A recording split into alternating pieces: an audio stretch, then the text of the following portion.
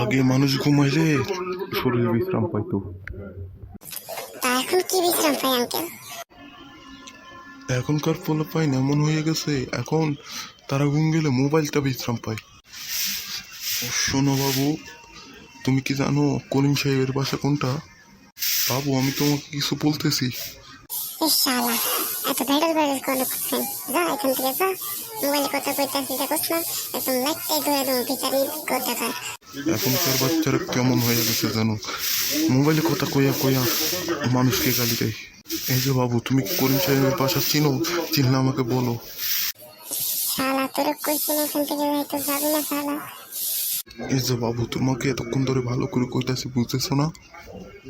Sorry uncle, আমি আপনাকে বলি নাই, মোবাইলে কথা বলতেছিলাম। মোবাইলে বলতেছিলে, মিথ্যা কেন কথা বলো? সত্যি বলতেছি আঙ্কেল, আমি মোবাইলেই বলতেছিলাম। মিথ্যা বলবা না, খুশি মায়ের একদম নাক ফাটাই ফেলবো।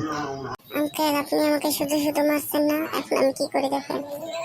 ছোট একটা বাচ্চা ছোটর মতো থাকে না, আমাকে না কি করবা তুমি দেখি?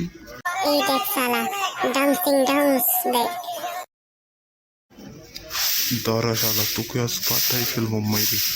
আঙ্কেল ধরতে পারলে ধরেন।